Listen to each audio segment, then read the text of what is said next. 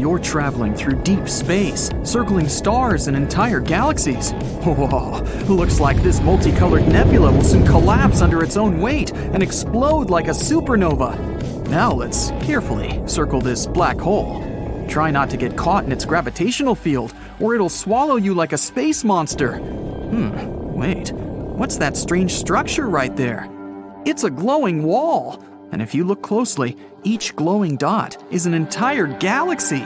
That wall has about 100,000 of these galaxies. The Milky Way has 100 billion stars, so this wall holds a quadrillion, that's 10 followed by 15 zeros, of stars like our sun. This giant structure is called the South Pole Wall. It's located about 500 million light-years from Earth.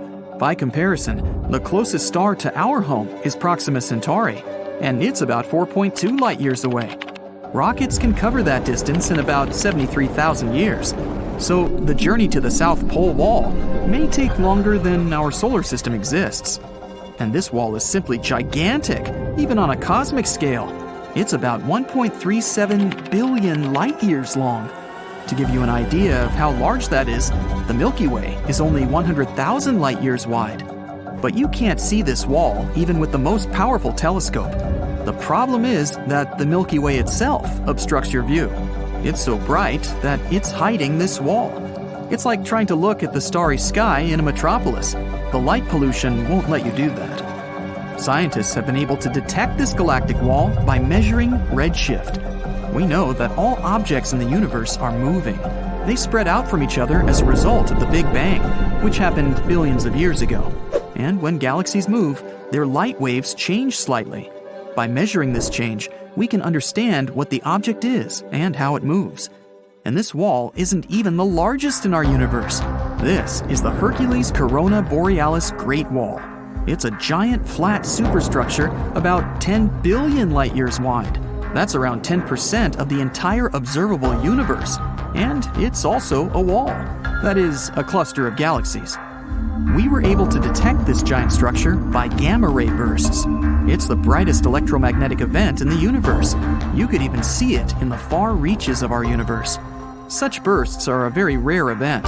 In the Milky Way, for example, it happens once every few million years. If we notice many such bursts in a short time from the same place, it means that there are many objects like the Milky Way in that place. So, there are a lot of galaxies out there. Another unusual giant structure in the universe is the huge, large quasar group. It's about 4 billion light-years across. So it takes a photon of light almost as long as our planet has existed just to get from one side of the structure to the other. And if you put the huge, large quasar group on the scale, it would be 6.1 billion times heavier than our sun. Scientists have found that there are at least 73 quasars in that structure. These are some of the most unusual objects in the universe. They are the active cores of galaxies. At the center of a quasar is a supermassive black hole. This giant eats up the matter around it. A wild force of gravity twists the matter around the black hole, forming a disk. And this disk is the source of the strongest radiation out there. By comparison, the radiation from a single quasar is tens or hundreds of times stronger than that of all the stars in our galaxy put together. Because of such strong radiation, we can detect quasars, even at very long distances. That's why they're also called beacons of the universe. Scientists use quasars to study the universe and the movement within it. One of the most distant quasars from us is about 13.1 billion light-years away. This makes it one of the oldest objects in the universe. It appeared about 690 million years after the Big Bang, and it's almost 3 times older than our solar system. It's still glowing with extreme brightness, about 4 and 14 zeros times brighter than the sun. Scientists explain that at the center of the giant is a supermassive black hole, 800 million times heavier than the sun. All these giant structures are just building blocks of our universe. Look, this is our solar system.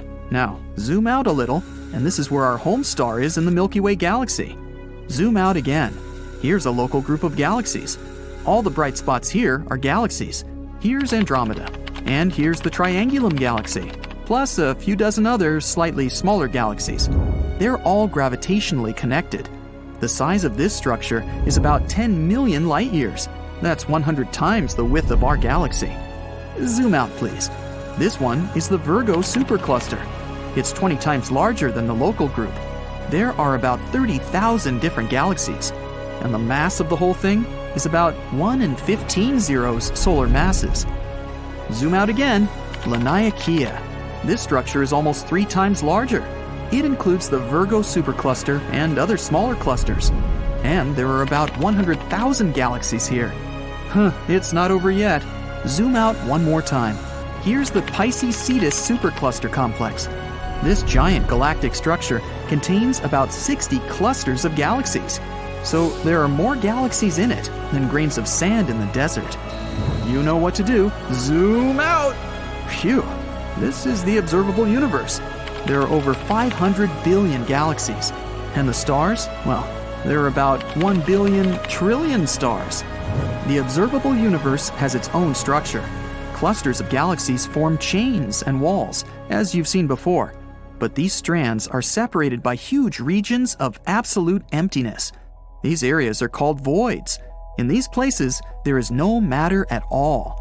There are fewer molecules in the voids than in an empty room. One of these voids has a very mystical reputation. It's the Eridanus Supervoid, or the cold spot. It appeared here only 380,000 years after the Big Bang. It's almost 1 billion light-years wide and could hold hundreds or thousands of galaxies with trillions of stars. Some scientists believe that this cold spot may have been the result of the largest collision ever, a collision of universes. There's a theory that our universe is some kind of bubble, a huge sphere that contains all these walls and chains of galaxies.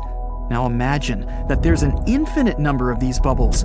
They could be parallel worlds or different universes. Many years ago, one bubble came close to the bubble of our universe. Their walls touched, and the two universes connected for a while. It's like 2 drops of water coming together. But that universe kept moving. The area where the bubbles joined became thinner and thinner until that connection broke, and the 2 bubbles detached from each other. At this point, the second universe ripped some of the material out of our bubble. All those galaxies that used to fill the Eridanus Supervoid ended up in a parallel universe. Scientists supposed we might travel through other bubbles. Flying to the supposed wall of our universe would take forever, and then it would take even longer to fly through interuniversal space. So we have to use portals, or wormholes. Here's how it works. Imagine a piece of paper with point A on one side and point B on the other. Instead of moving all the way across the sheet of paper, we just fold the sheet so that point A is right above point B. All that's left to do is make a small hole, and the journey takes only moments. Some scientists believe that such shortcuts through universes lie inside black holes. But how do you survive falling into a black hole? You just have to pick one that's big enough. It's all about gravity. Imagine you're falling into a black hole right now. The closer you get to it, the stronger effect it has on you. It intensifies with every inch. At one point, the gravitational force that affects your head is much stronger than the one that affects your feet. Then you turn into spaghetti. Yum. But if you choose a supermassive black hole, like the ones at the centers of galaxies, the gravitational force in them increases gradually. They can be millions of times heavier than the sun and much bigger, but the gravitational force on your head and your feet will be almost equal, and you will still feel comfortable. Who knows? Maybe if you managed to survive a fall into such a massive black hole, you'd find yourself in a completely different universe where different laws of physics apply. But so far, this is just a theory. Black holes tearing apart enormous stars, pulsars spinning at incredible speeds and emitting powerful beams of energy, colorful nebulae with fireworks of newborn stars, galaxies of every possible color and size. All of these are found within our universe, but it's not infinite. It has a boundary, a literal wall, and beyond that, there's an absolute nothingness. Right now, we're going to make a journey to that wall. But first things first, our universe is like a humongous nesting doll. If you open it up, there's a smaller one inside. It's a galaxy. Inside that is an even smaller doll. That's our solar system. And the smallest doll of all is the Earth. Each of these dolls has boundaries that we're going to cross. For that, we'll need a spaceship, and a big one. It also has to be able to move 100 times faster than the speed of light. You get on board and start the engines. 62 miles above sea level is our first boundary. That's 10 times higher than passenger planes fly. This point is called the Kármán line. It separates the atmosphere of the Earth from outer space. Now we fly further to the edge of our solar system. We turn on the hyperdrives and fly past Mars, Jupiter, Saturn, Uranus, and Neptune. We've traveled a distance of 100 astronomical units. 1 AU is the distance from Earth to the Sun. And here's the boundary of our solar system, the heliosphere. Here, the speed of the solar wind decreases rapidly. First, it drops from 620,000 miles per hour to the speed of sound. Then, there's a layer called the heliopause. This is where the wind almost vanishes. And then, our ship experiences a bow wave. This is where we feel the force of the interstellar wind, which collides with the boundary of our solar system. When you pass this boundary, you find yourself in the dark of interstellar space. And here, you can find 2 human-made objects that made this trip for the first time in history. They're Voyager 1 and Voyager 2. Voyager 1 crossed that boundary in 2004. Voyager 2 did it in 2007. These space probes discovered that the heliosphere is not a perfect ball around the Sun. Its southern boundary is 10 AUs closer to the star than the northern one. So, we're moving in interstellar space and will soon approach a stone wall around our solar system. 200,000 AUs further, and there it is. This wall of rock is the Oort cloud. In fact, it's a pile of asteroids that surround our world. Scientists speculate that the Oort cloud could be the source of comets and meteorites that fall to Earth, but they're so sparse that we easily fly between them. Now we're in complete darkness. The Milky Way is about 106,000 light-years wide. In a conventional rocket, it would take billions of years to fly across that distance. But you throttle to the max. You masterfully fly past the stars and planets as if on a racetrack. And within minutes, you're at the edge of our galaxy. There's no more interstellar wind. All you see are bright dots somewhere in the distance. These dots are huge galaxies. We need to look at a map to make a route to the edge of our entire universe. You're here, near the Milky Way galaxy. It's part of a cluster of galaxies called the Laniakea supercluster. But even this huge thing is like a little street in a big city. Zooming out, we find Hydra Centaurus supercluster. Thousands of galaxies on the map look like little dots. Maximum zoom out. This is our entire observable universe. We thought it was infinite, but we may have proof that it has a boundary. It's here, 10 billion light-years away from our home. Even if you travel at the speed of light, a trip there would take twice as long as our whole planet has existed. During that time, the sun will either fade away or explode like a supernova, destroying our entire solar system. And if you can live that long and then return home, you will see that our galaxy is there no more. It's long since collided with the Andromeda Galaxy and merged into one big cosmic body. Luckily, your ship is able to warp space-time so that this journey will literally take a few seconds. Boom! Congratulations! You've arrived at your destination, the Eridanus Supervoid. Some scientists believe this location is the evidence of collisions of our universe with something big enough to leave such a large scar. The Eridanus Supervoid is an empty and cold space 1 billion light-years wide. If you think of this void as a cup, it would fit at least 10,000 galaxies, and it appeared after an accident of gigantic proportions. The object that crashed into our universe was another universe. Yes, other universes may actually exist. Imagine that our entire universe is a huge bubble that contains all the clusters of galaxies in the observable universe. There could be an infinite number of such bubbles. They could have been born during the Big Bang. These universes may be different from ours. They may have other galaxies and nebulae. But these bubbles could also be parallel universes. This means that if you chose cereal over oatmeal in the morning, in another universe, your twin would choose the oatmeal. Every choice you ever made in life had completely different consequences in a parallel universe. And because the number of choices are infinite, there's a whole infinity of parallel universes. So, like a regular bubble, our universe has a wall that is near the Eridanus Supervoid. Long ago, another bubble flew past ours. As they approached each other, their gravitational fields began to interact. Our boundary wall began to deform and pull toward the other universe. The same thing happened on the other side. Then the walls of our universes came into contact. But as these bubbles moved, their connection began to break, and the other universe just ripped a huge chunk of ours. A cold void was formed at the point of collision, and that was the Eridanus Supervoid. The problem is that the universe looks the same to the observer, regardless of point of view. For example, imagine a basketball hanging in the air.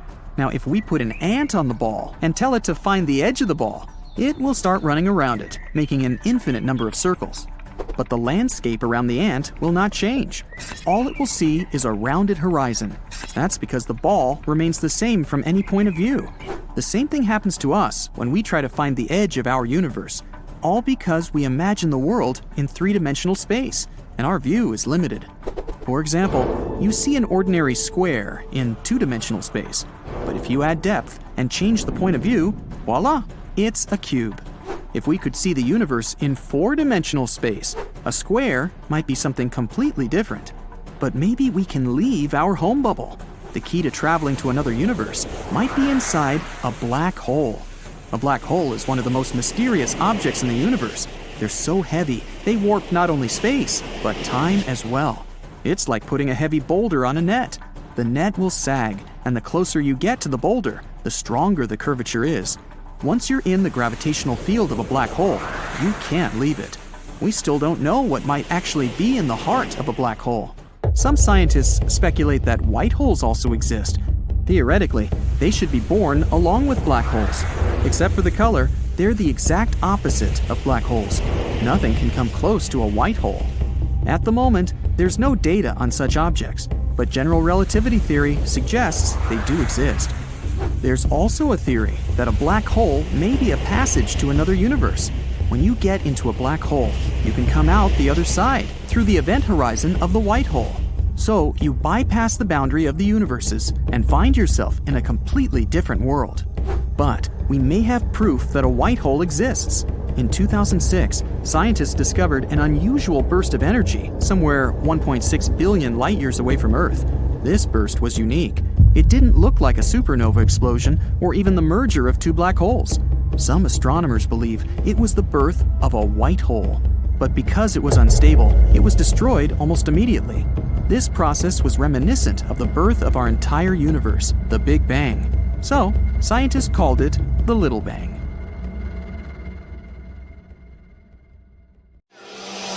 Our vast universe is home to phenomena such as star-devouring black holes, rapidly rotating pulsars, radiant nebulae birthing stars, and countless galaxies. Yet it may not be endless. There could be a distinct edge, a cosmic boundary. Let's embark on a journey to that possible frontier. Visualize the universe as a massive layered structure. At its core is Earth, enveloped by our solar system, which is in turn housed inside a galaxy within this grand universe. As we journey beyond our solar system, passing by the planets from Mars to Neptune, we encounter the heliosphere. Here, the solar wind's velocity plunges dramatically, giving way to the near-stagnant wind at the heliopause. Beyond, the ship faces the force of the interstellar wind. Two remarkable emissaries from Earth, Voyager 1 and Voyager 2, now reside in this region. They revealed the heliosphere's uneven shape. Venturing further, an asteroid belt known as the Oort cloud becomes visible, believed by some scientists to source Earth-bound comets. Beyond lies the expansive Milky Way, spanning around 106,000 light-years. Guiding our journey is a cosmic map, identifying our location in the Laniakea supercluster. However, there's more. At a greater scale, the Hydra Centaurus supercluster emerges.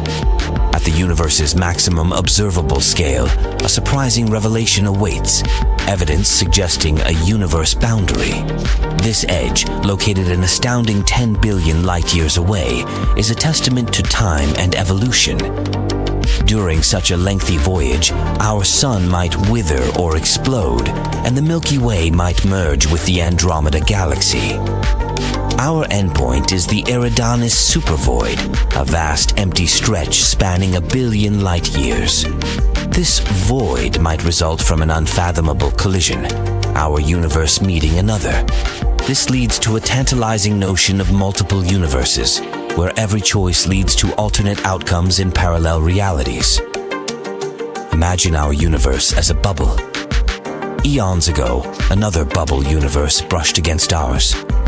Their gravitational interplay caused cosmic distortions. As they separated, a piece of our universe might have been taken, leading to the creation of the Eridanus Supervoid. Eridanus Supervoid covers a region of space about 1 billion light-years in size. This makes it one of the largest known voids in the universe. This superwave is associated with the so-called cold spot in the cosmic microwave background radiation. The temperature in this spot is lower than the average temperature of the background radiation. The exact origin and nature of Eridanus Supervoid is still a subject of research. This object provides scientists with a unique opportunity to study the structure and evolution of the universe on large scales. Yet, perceiving the universe's entirety remains a challenge. Like an ant on a basketball, we see a consistent horizon due to our 3D viewpoint. But adding dimensions could change our perceptions. Could black holes, with their powerful gravitational influence, offer a passage to these other realms? The vast expanse of our universe is filled with intriguing structures, mysteries, and phenomena that continually challenge our understanding of the cosmos. The Eridanus Supervoid, with its immense size and enigmatic nature, stands as a testament to the universe's capacity to astonish and confound us. And for those intrigued by the enigmatic nature of black holes, we invite you to explore more in our other videos. Dive deep into the mysteries of these cosmic giants and join us on a journey of understanding and wonder.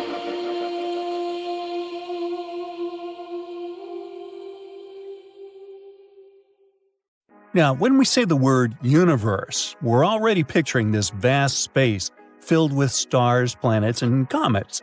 Truth is, most of us find it hard to actually picture how large the universe is. Well, try to think of space as the biggest playground you've ever seen. Right now, our space playground goes on for 46 billion light-years. It wasn't always like that. On that note, you've surely heard of the Big Bang Theory. Let's try to unpack it. Imagine the whole wide universe, every star, planet, down to the smallest particle, squished into a tiny super-hot ball the size of, let's say, an apple. From that point on, we've got a pretty neat roadmap of how things unfolded in the cosmos. Dive even deeper into the universe's past, and things start to get a bit blurry. The energies and temperatures rise, and suddenly, our rulebook of physics doesn't make sense anymore. When we reach these early times, gravity, that force that keeps our feet on the ground, starts acting all mysterious. This is where we bump into the great puzzle of our time, quantum gravity. And here's the honest truth, we've still got some homework to do on that one. What made the Big Bang go pop in the first place? Well, it's kind of like asking what happened before the first page of a book. There's no page zero, or at least that's the answer that quantum physics provides. It tells us that there are events in the universe that just, happen. It's not because we're not looking where we should, it's just how the universe works. Or at least, that's our current understanding of it. Right after the blast, everything was just a bubbly mix of gas, like this soda can that just got opened. This gas, which was mainly helium and hydrogen, began to stretch out and cool down. If we could time travel to those times, we'd see a younger, hotter, and cozier universe. Cool telescopes like the Hubble and James Webb let us peek into those ancient times. And what we see is fascinating. Earlier galaxies were like the cute photos of the universe when it was younger. Tinier, less heavy, and not as evolved as they are now. Over billions of years, the universe stretched out like a soap bubble. Imagine countless shiny marbles inside it, representing stars and galaxies. As the bubble grew bigger, the marbles spread out. Today, inside our bubble, we have trillions of galaxies. For every single galaxy we can spot, there are tons more we haven't seen yet. Some are too tiny, others are too far away. We still can't see them even if we use the fanciest telescopes available. Just to paint you a better picture, know that today our very own Milky Way is home to around 400 billion stars, similar to the Sun. It was a lot different in the past, though. Our galaxy began its journey like a little bundle of stuff, just a tad denser than most things in space. A lot of it was actually made of dark matter. Our closest star friend, named Proxima Centauri, is 4.2 light-years away. To put that in earthly terms, that's like taking a road trip around our planet millions of times. It's also about the same age as the Sun. If we could have looked at the exact spot about 5 billion years ago, it wouldn't have been there at all. Many stars live together in groups, kind of like families. However, most are solo adventurers, experiencing the vastness on their own. When you zoom out from our Milky Way and peek into the larger universe, it's more, empty, like a vast piece of countryside between big cities. In our cosmic area, we've got some cool neighbors. The Andromeda Galaxy, for instance, is just a stroll away, in cosmic terms, at 2.5 million light-years. And there are lots of smaller galaxies too, like the Triangulum Galaxy and the Large Magellanic Cloud. Our local hangout spot, which includes all these galaxies, spans about 3 million light-years. As we explore further, galaxies seem to gather in clusters, like suburbs. Connecting these clusters are threads of galaxies, creating a giant web in the universe. Galaxies are clustered this way because, just like magnets, they love to pull stuff towards them. If we could turn back time, we'd see a different picture.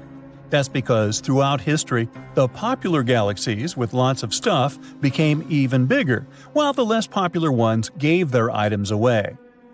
From Earth, we can only see objects that are 46 billion light-years away at the most. If we put all this space into a giant box, its volume would be unimaginably huge. The main reason our universe is such a grand spectacle today is that it's been growing nonstop. Every year, its size increases a little more. In fact, the universe is expanding faster than the speed of light. Sure, we can't feel it down here on Earth, but there are clear signs in the universe that it's happening. We're still not sure why the universe behaves like that, but scientists are working hard to figure out this mysterious expansion. Our understanding of the universe has changed a lot over the years, too. Back in the day, when our world had more trees than buildings, people from all corners of the Earth would gaze up at a twinkling sky above. For many, the sky was their roadmap, alarm clock, and spiritual connection point. Now, imagine not having a smartphone or a compass and still being able to find your way home or knowing when to plant your crops. That's because our ancestors had the sky. They knew when it was time to take care of plants, navigate ships, or celebrate special occasions, all by watching the stars and planets. Long ago, people in Babylon spotted some stars that behaved a little weirdly. These stars seemed to have a mind of their own. Obviously, we know now that they weren't stars at all. They were planets, like Venus and Mars, that sometimes wink at us down here. There was also a time when we believed the Earth was flat. Well, at least some people did, before Greeks in the 6th century BCE figured out that it's round. They even managed to guess its size by watching shadows in different places. They were pretty close with their estimations, especially if you take into consideration their limited tools. Now, speaking of our planet, there was also a time when humankind believed the Earth to be the center of the universe.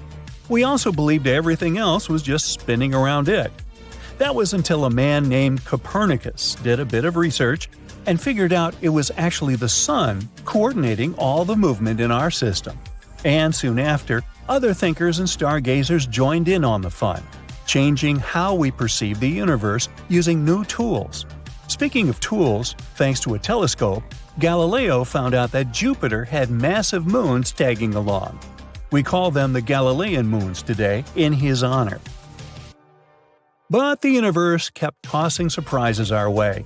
Some people started cataloging stars, clusters, and nebula, while others found mysterious rays that our eyes can't see.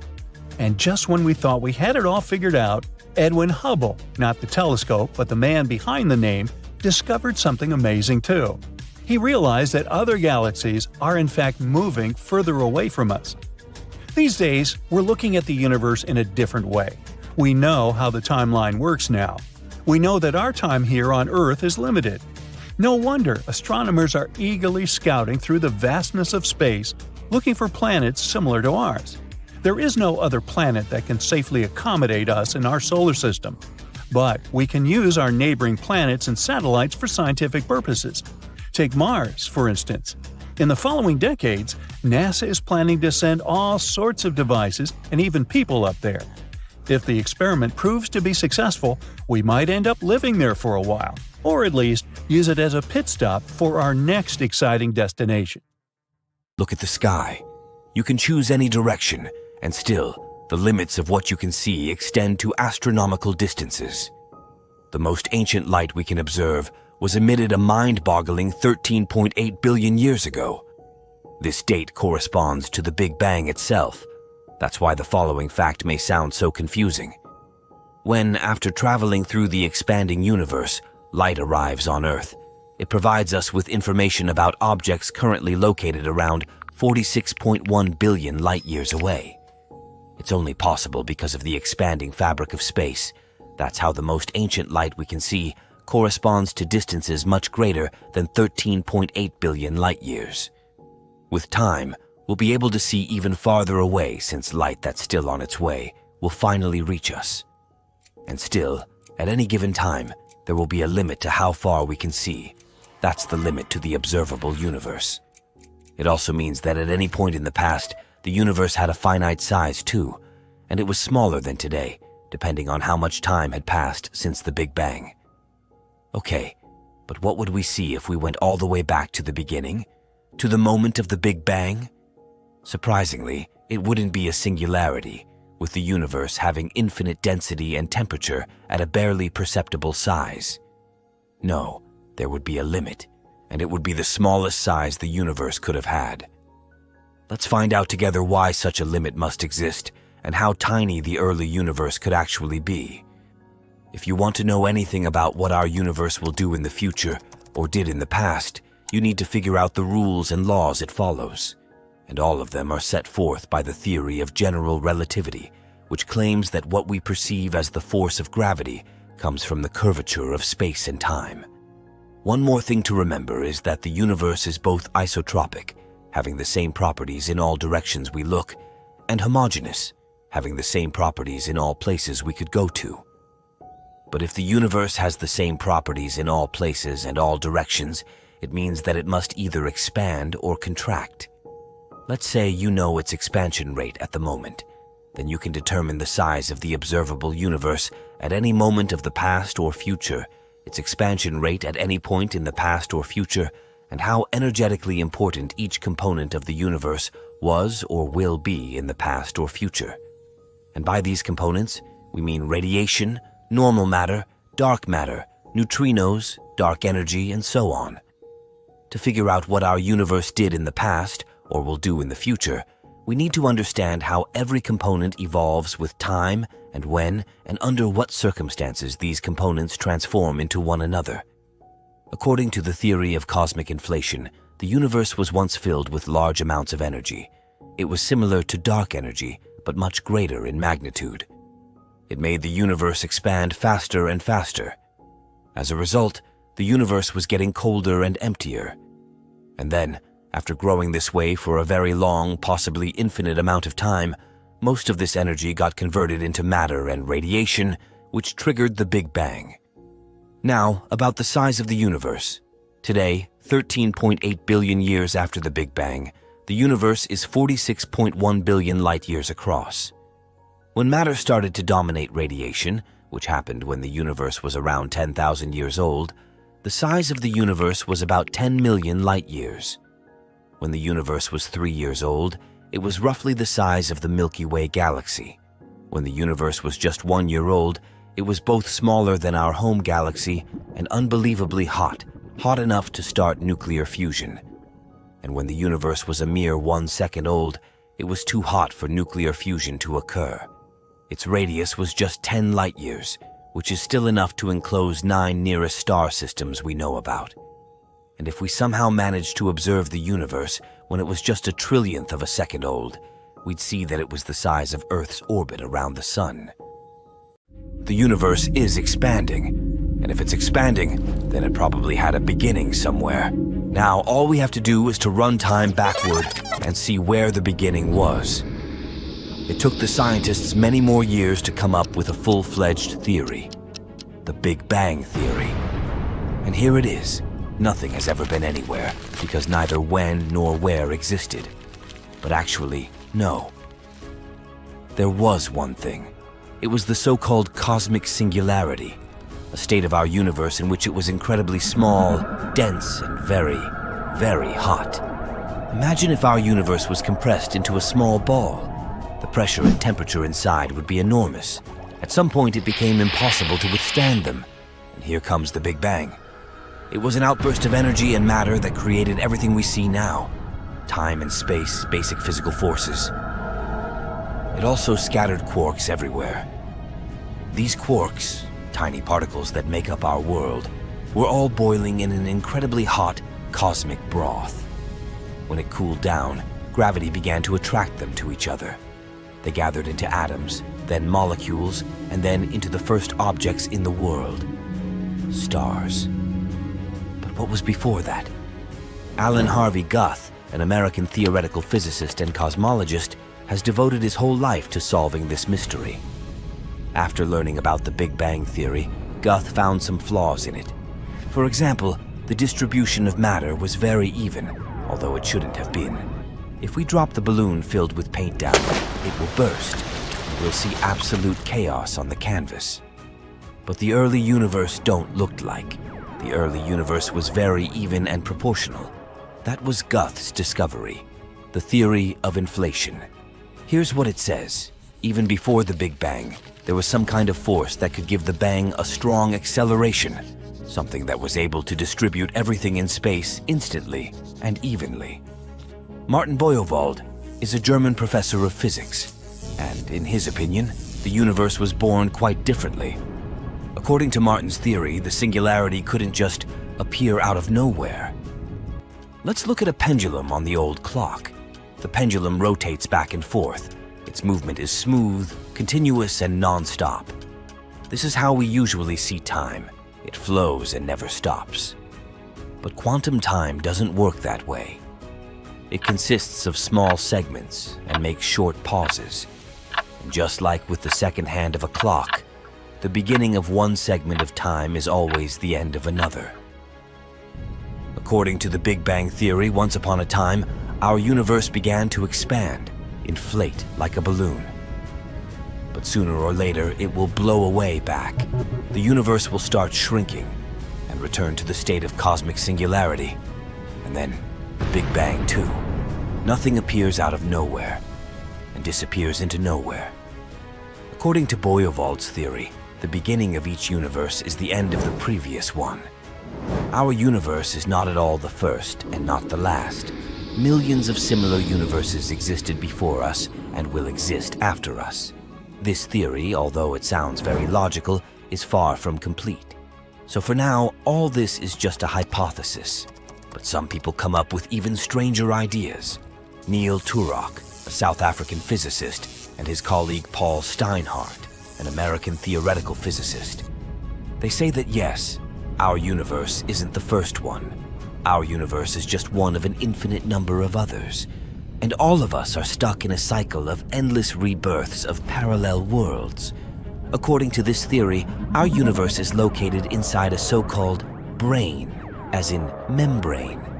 In other words, we're stuck in some kind of elastic surface that's capable of contracting, stretching, oscillating, and so on, like pieces of fabric on a rope. Another universe may be an inch from ours, but we can't see it. That's because there's a tiny space between us, and this tiny space contains the fourth dimension. How do these universes originate? Through brain collision. These brains are getting closer to each other very, very slowly, until they finally collide. Their collision creates two Big Bangs and two parallel universes. Then they're moving away from each other. The created worlds continue to live. We're currently at this stage. Remember the inflation theory? there was a mysterious energy that pushed and accelerated the Big Bang. Well, if we did collide with another universe, that would explain everything. Which idea is closer to you? How about the idea of subscribing? Subscribe. The universe is believed to have started around 14 billion years ago with a Big Bang. And as far as we know, it hasn't stopped expanding since then. But if it's so, the universe must have started somewhere, right? And there has to be the center of the universe somewhere out there. Well, experts claim there's no center of the universe. Neither is there any center of the expansion. It's the same everywhere. You see, it's wrong to imagine the Big Bang as an ordinary explosion. And the universe does not expand from the center outward. Instead, as far as we know, the universe is expanding equally in all places. In 1929, Edwin Hubble said he had managed to measure the speed of galaxies that were located at different distances from Earth. He discovered that the farther they were, the faster they were moving away from us. Does it mean we are at the center of the expanding universe? Unlikely. It just means that the universe is expanding at the same rate everywhere. And wherever you are, it will seem to you that you're at the center of the universe. Now, about that Big Bang. If you watched a regular explosion in slow-mo, you'd see material expanding out from a central point. Right after the explosion, the center remains the hottest point. Later, a spherical shell of material starts growing, moving away from the center of the explosion. The process continues until gravity stops this expansion. But the Big Bang was nothing like that. It was an explosion of space, not an explosion in space. According to the most common theory, there was no before to speak of, no space and no time. It means that the Big Bang was very different from anything we're used to and doesn't have any central point. Even if we had been able to observe it in real life, we wouldn't have seen an expanding edge with empty space beyond it. The only thing we can detect now is a faint background glow. It was left by the hot primordial gases that existed in the early universe. This is called cosmic background radiation, and it's uniform in all directions. It can mean only one thing. It's not matter moving outward from one point, but space itself expanding evenly. At the same time, the idea that the universe is expanding uniformly in all directions doesn't rule out the possibility that somewhere out there, there's a denser and hotter place that might be called the center of the universe. But as far as we can see, there's no sign of such a special point. The theory that the universe should be uniform is known as the cosmological principle. It appeared in 1933. Not so long before that, some scientists believed that the universe only consisted of our home galaxy. If this was the case, we could definitely consider the center of the Milky Way to be the center of the universe. But in 1924, Hubble put an end to that debate. He showed there were other galaxies besides our own. But in any case, how we see the universe is limited by the speed of light and the finite time since the Big Bang occurred. Even though the observable part of the universe is very large, it's likely tiny in comparison to the entire universe, which may be infinite. The universe might have many shapes, with or without an identifiable center. And if it turned out to have a center outside of the observable universe, this point, or region of space, could be just one of many.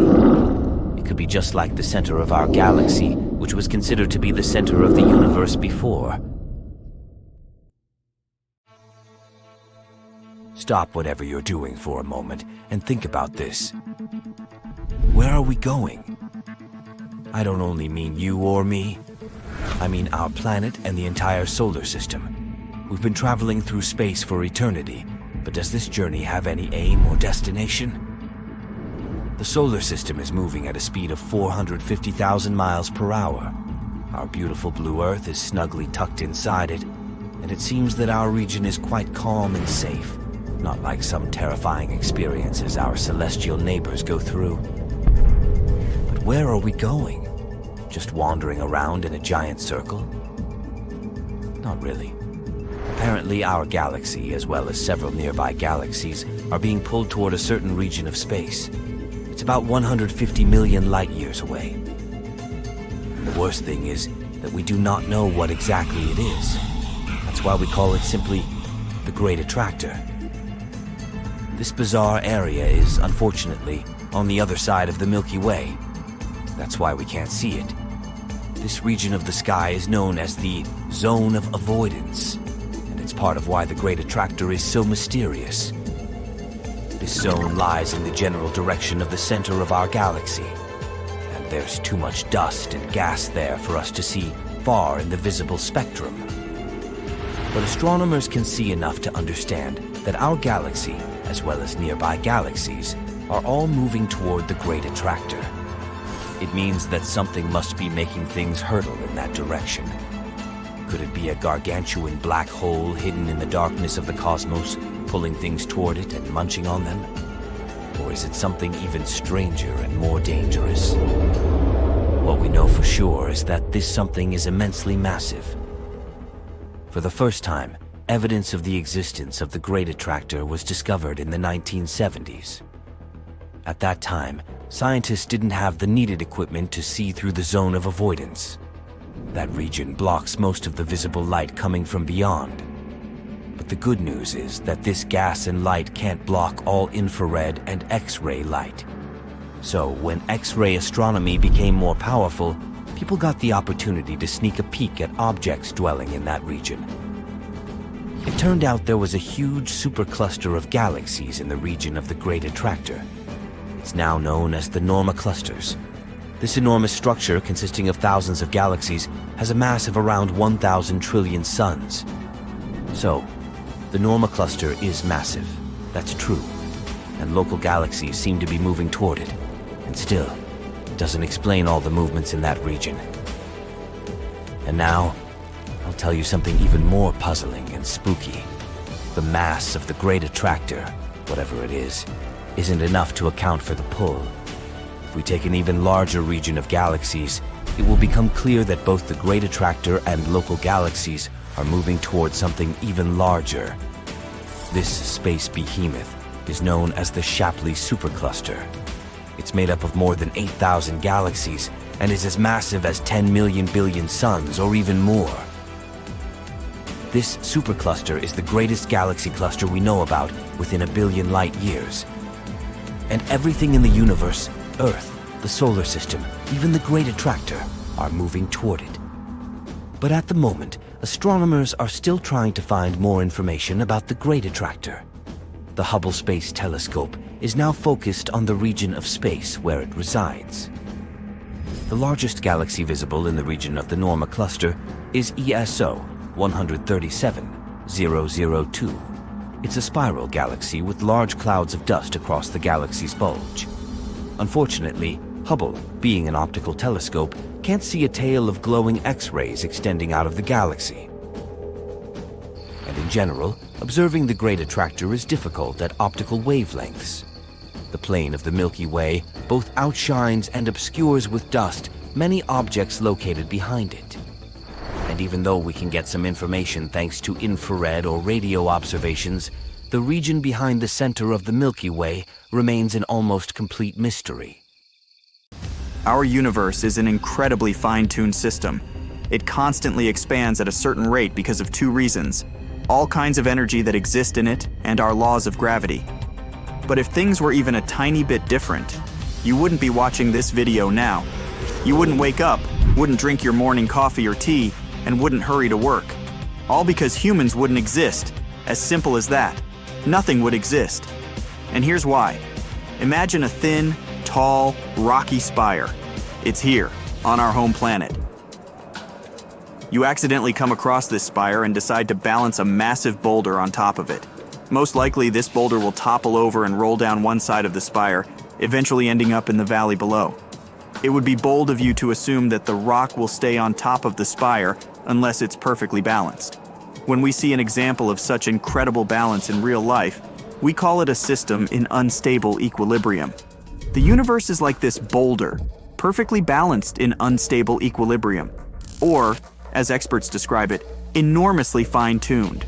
On the one hand, there's the expansion rate the universe had at one point close to the Big Bang.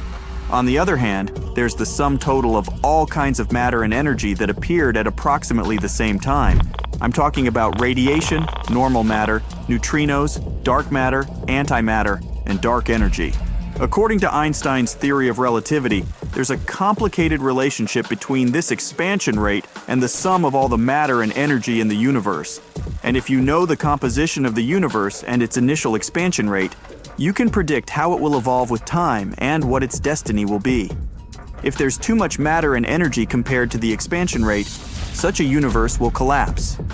If there is, on the contrary, too little matter and energy, such a universe will keep expanding endlessly, even before atoms manage to form there. As for our universe, it neither collapsed nor expanded dramatically and irrevocably. And even today, 13.8 billion years after its formation, these two sides of the equation seem to be still perfectly in balance. The odds of it occurring, considering all kinds of random possibilities you can only imagine, are astronomically small. Of course, there's a tiny chance that our universe was born this way, with a perfect balance between all the stuff it contains and the initial expansion rate. But scientists don't like this idea. When facing a coincidence we can't easily explain, blaming it on the initial lucky circumstances is like giving up on science. From a scientific point of view, it's much better to try to find the reason why this coincidence could have occurred. In the case of our perfectly balanced universe, where the expansion rate matches up with the total energy density, the idea of cosmic inflation, a short and sudden episode of expansion, seems to be a great theory. Inflation could stretch the universe flat in the first 10 to 36 seconds after it came into existence, and when this inflation ended, the initial conditions of the Big Bang would be all set up. To understand inflation better, we should keep in mind that there are four fundamental forces present in nature: gravity, electromagnetic force, strong nuclear force, and weak nuclear force. Strong nuclear force is that very binding force that holds fundamental and subatomic particles together, stabilizing matter. And weak nuclear force is involved in processes separating small particles, for example, radioactive decay. So, right after the Big Bang, these four forces were indistinguishable in behavior. But once the universe started to cool and expand, the fundamental forces suddenly started to behave differently, which caused a sudden release of huge amounts of energy, triggering rapid inflation. Interestingly, during inflation, nothing moved. It was the space around and between the particles that grew larger. In the future, after conducting more tests, we'll most likely find out the true reason why the universe is so finely tuned. But so far, we can only guess. Might our universe not be real? What if everything around you, your home, your car, your city, is unreal? What if it's just some kind of computer simulation? You can relax now. Scientists are going to find out. First of all, what does real mean? One of the definitions is when an object, say your car, has some definite properties that don't depend on measurement or observation. It means that the universe exists external to our minds. For example, your car will have four wheels even when you're not looking at it. This is something we call local realism. But if we take into consideration quantum mechanics, everything gets a bit dicey. Apparently, several theoretical physicists might have proven that the local realism view on the universe is likely to be false. I mean, what? According to the scientists' findings, the universe can't be locally real because particles can't have definite properties prior to their measurement or observation. It means that the simple process of observing a particle can change its state, which, as you see, contradicts the principles of local realism. In short, the universe is only real when you're looking at it. The conducted experiments demonstrated that two particles, regardless of the distance between them, might still remain connected. This concept is known as non-locality, and according to it, two particles can travel as far as to different ends of the observable universe and still remain linked, behaving like a single unit. Interestingly, this idea contradicts Einstein's theory of relativity, and in theory, it makes the universe random. but it's still unclear why it happens and what we can do with it. Another idea connected to the unrealness of the universe is that it's just a simulation. But who or what could have created this simulation? There's three possibilities: that we're unlikely a simulation, that almost no technologically mature civilization would be interested in running a computer simulation of minds like we have, or that we're almost certainly a simulation. Some experts think that all three possibilities could be equally possible. But if the first two were false, then the third one would have to be true. Maybe our descendants from a very distant future would be able to run a super complex computer simulation. And then there could be millions of virtual universes with billions of simulated brains in them. However, doubts about the reality of the world around us aren't the only scary thing known to people. Let's talk about the theory of the Great Filter. If you get to think about it, the universe has to be filled with countless life forms. But people haven't stumbled across any of them so far. According to one of the theories, somewhere out there is a great filter. The main purpose of this filter is to stop and finish those civilizations that advance to the level of star colonization. If we suppose that this idea is true, there are three possible scenarios for our civilization. A. We're unique because we've passed the Great Filter. Other civilizations haven't managed to do this. B. We're among the first potential colonizers. Before, the conditions in space were too harsh for life forms to leave their home planets.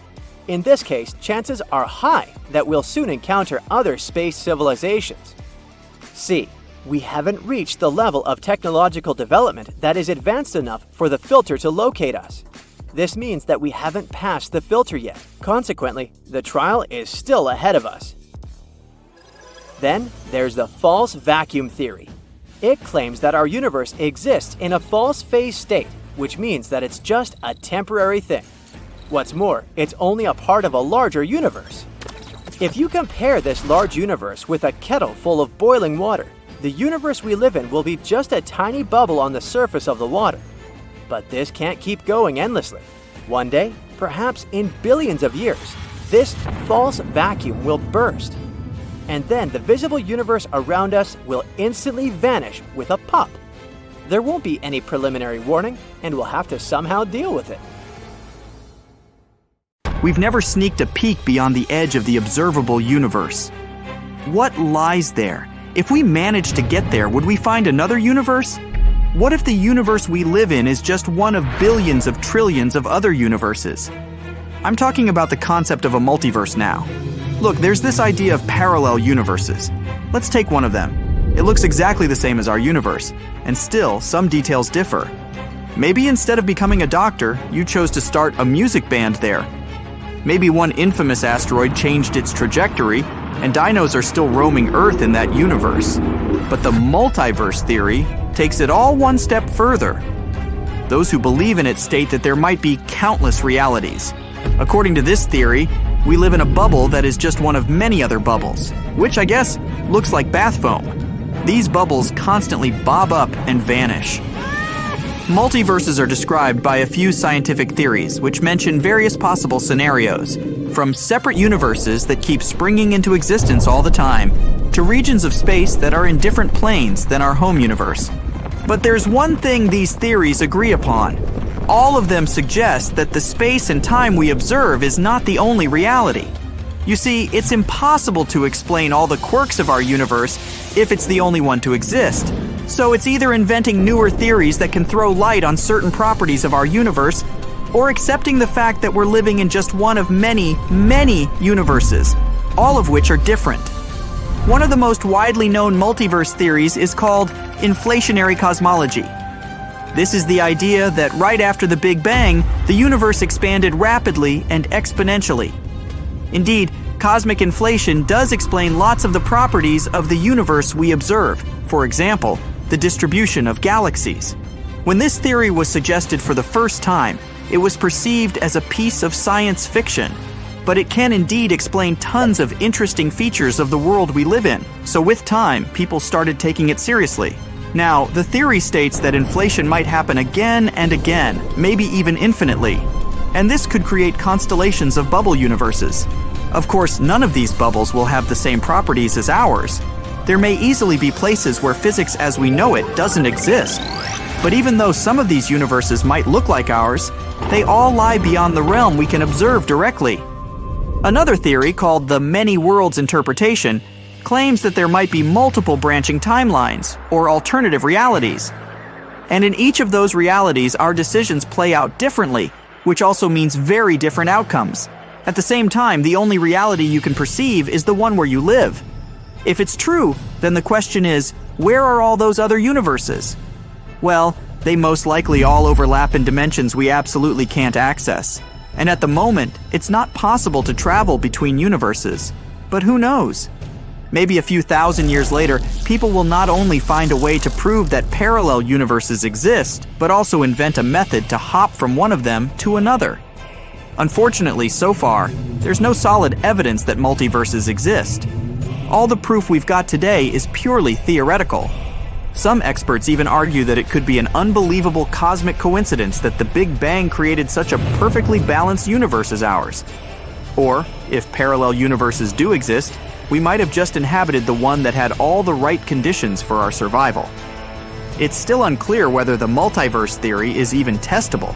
Perhaps we just haven't thought of the right tests yet. Now, I've got one scary thought for you to consider. What if, at one point, you stopped existing in your home universe, the one you were born into? What if your consciousness was transported to a parallel universe, where you're now watching this video? Think of this.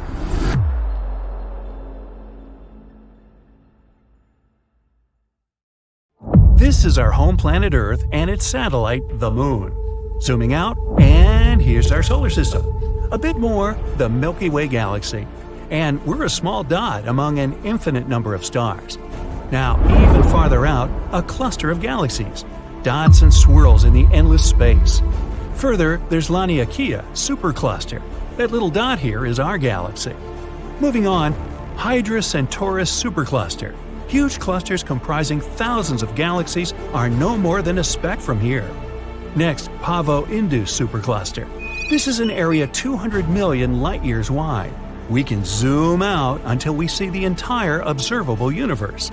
Each little dot in here actually contains thousands of galaxies and quadrillion stars. Scientists speculate that our universe may look like a bubble, and that bubble might collide with another universe. Yes, other universes could exist. Actually, even a whole infinite number of those. All of them could have appeared after the Big Bang. The collision between them isn't impossible either. At least, it might have happened before. And the proof is here, in the direction of the constellation Eridanus. This place is called Eridanus Supervoid. It's about 1 billion light-years wide. By comparison, the width of our entire galaxy is only about 100,000 light-years. There's absolutely nothing in this place, and it may be a trace from an old collision between our universe and another. Scientists think they were passing by each other.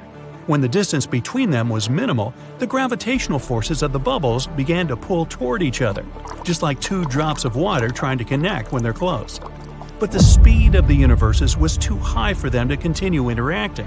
So the other universe just tore out a piece of our bubble. There might have been about 10,000 galaxies in that void, and all of them were either destroyed or taken over by the other universe. Let's travel to the edge of our universe to see how this collision might have taken place. We're 10 billion light-years away from our home. Here, in another galaxy, we see amazing nebulae of different colors and shapes. And if you look in the other direction, there's a huge wall moving at us. All these bright sparks on it are enormous galaxies about to collide with us. But in fact, it's a humongous mirror that only reflects our universe. Here, space-time is distorted and begins to be pulled into another universe at a tremendous speed. The usual law of physics may simply stop working at this point. Gravity may disappear, and with it, all the stars would explode and people on the surface of planets would hang in weightlessness. But if the universes didn't go at a tangent but crashed directly into each other, things would be much scarier. The enormous amount of collision energy would probably cause an incredible explosion. Its force would simply destroy everything in our bubbles. Still, the two bubbles might begin to merge too. At first, all galaxies at the edge of the universes would be torn apart. But then, the merger would begin.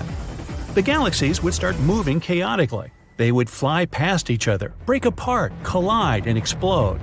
The collision of two galaxies is an accident of enormous proportions, and it might happen to our home quite soon, in space terms. The Andromeda Galaxy is heading our way. It's a spiral galaxy about twice the size of ours, and there are about 1 trillion stars there, which is twice more than in our Milky Way.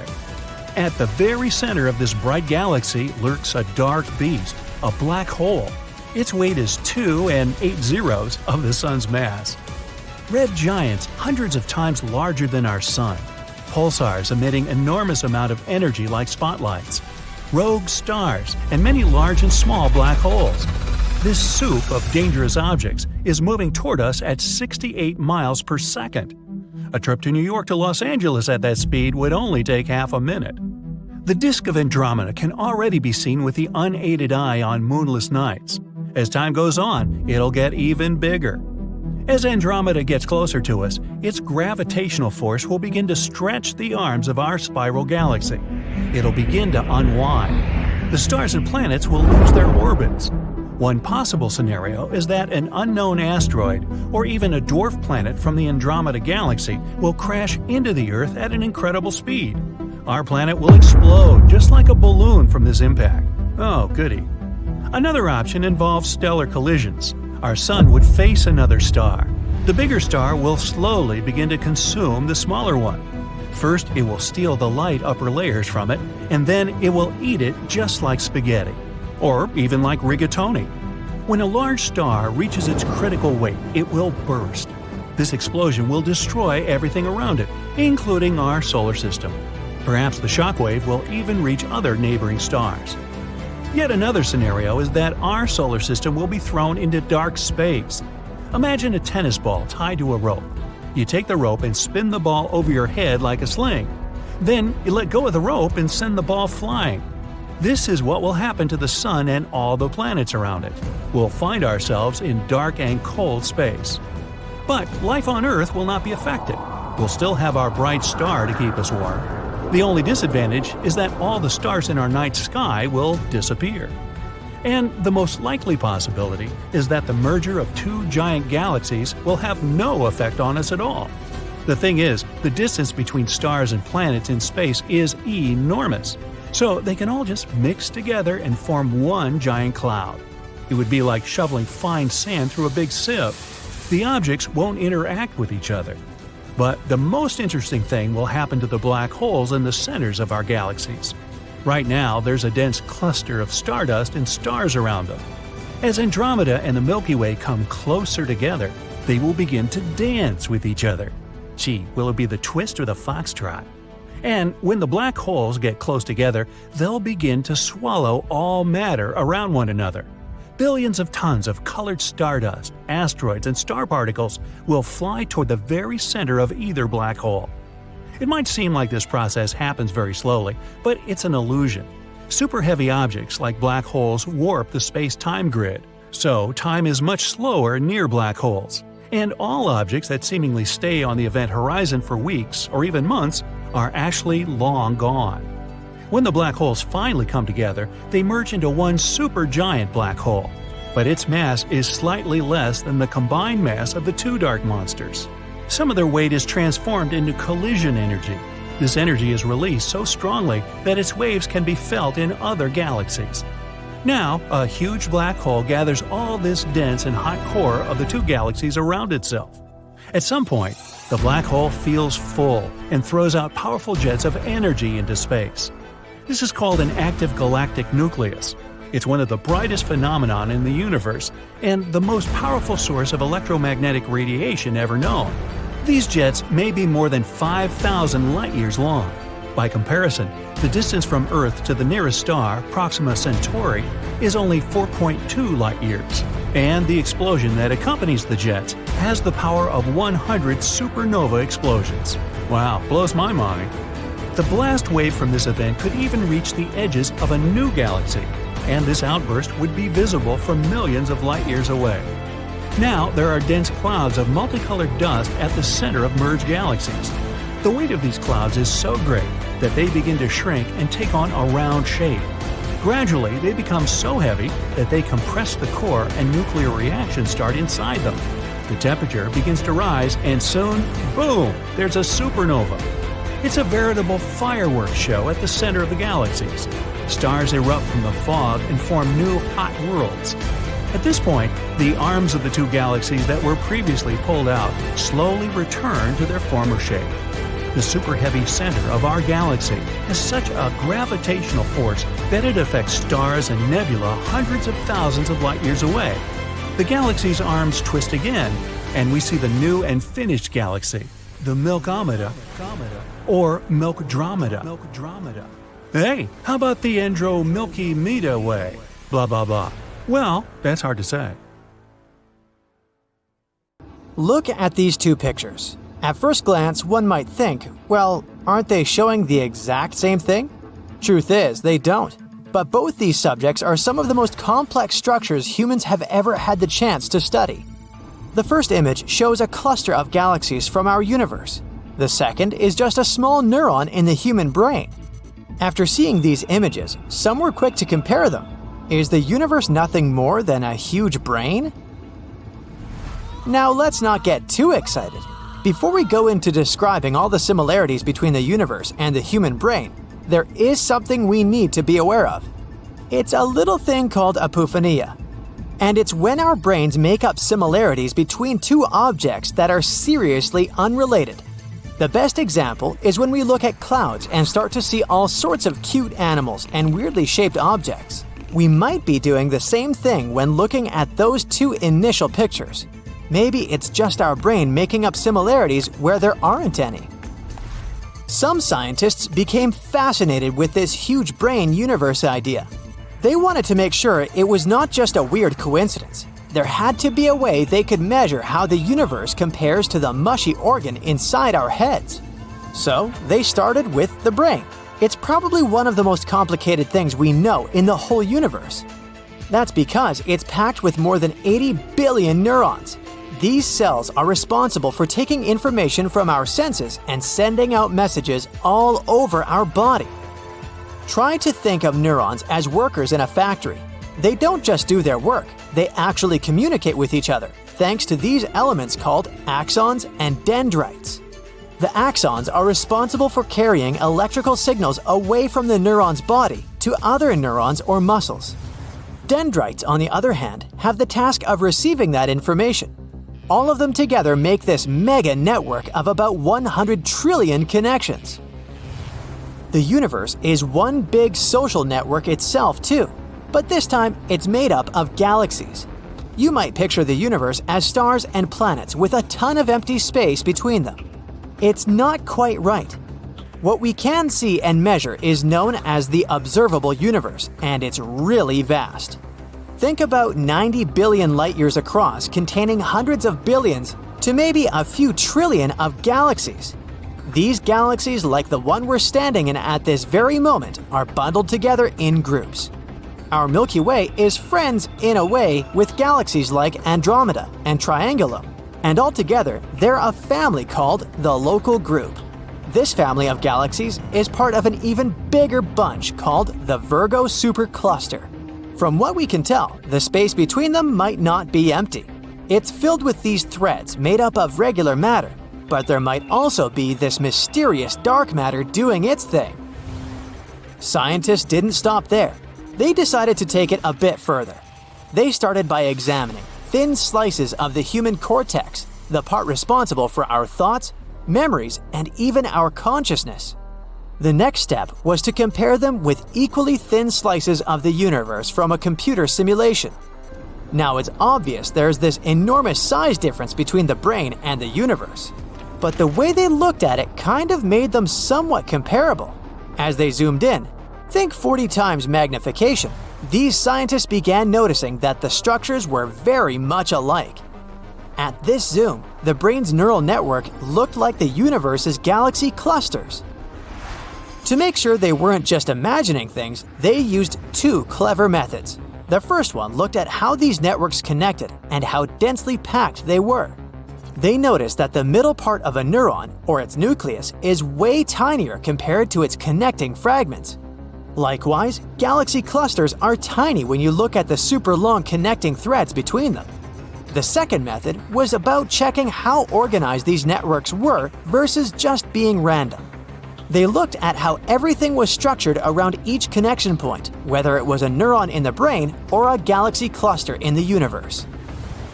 The resemblance doesn't stop there.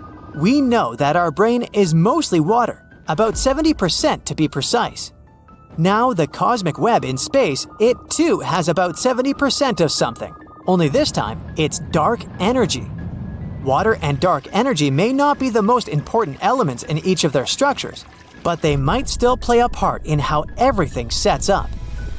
The analogy continues. You see, the space we'd need on a computer to map out the universe is almost the same as our brain's memory storage.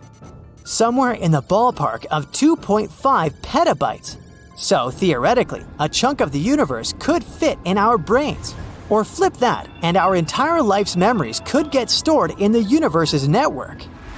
There are differences too, and we have to be aware of them to make sure we're assessing things properly. For starters, the universe is pretty much the same all over. It doesn't change its composition that much, regardless of where you travel in the observable area. But our brain, not so much. Different parts have different jobs. Also, our brain connections send information depending on things like what you're seeing or touching. On the flip side, the universe's links are just energy. There's also a difference between how these two structures came to be. It turns out that the patterns we see when we're gazing up at the stars are all shaped by gravity and some weird unseen force called dark matter. Massive fireworks in space called supernovae can also affect this cosmic wallpaper. On the opposite side of the spectrum, our brains got their shape from evolution. That long process where animals, including us, get to pass on the best features and data they've learned to their offspring.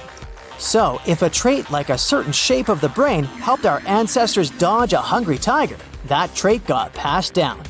Our brains are also built the way they are because they're supposed to act like a superhighway for our thoughts. Quick thinking was crucial for people back in the day when they needed shelter from wild animals or the elements. Now, especially if you're a fan of sci-fi literature, you might be wondering, if the universe is like this immense brain, what might its body look like? We might as well be living in someone else's head.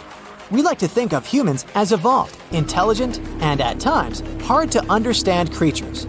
But what if we're just tiny neurons in a larger, more complex structure? Well, for the time being, we can only let our imaginations run wild. There's no way we can test at this point what's outside our universe. By all means, we don't even know how large it is. By looking at the parts we can see, the estimations are that the universe is about 95 billion light-years in diameter. Even if we'd somehow manage to travel at the speed of light, though that seems a bit impossible at the moment too, it would take an enormous amount of time to reach those supposed edges of the universe. There's also the theory of the multiverse. We don't have much tangible proof of this idea either, but it does claim we live in a universe out of many. Ours has time and space. Other worlds may have different rules and components. Life may look differently out there in ways we can't even understand. Having a better understanding of the universe is just as important as figuring out our brains. You see, we still have many unsolved mysteries right here under our noses, or behind our noses to be more precise. There are a lot of things we've yet to figure out about the human brain, like how we store and retrieve memories. We know that each time we learn some new piece of information, our brain changes. But we don't have the entire process mapped out, and it looks like it might take a while before we fully understand it.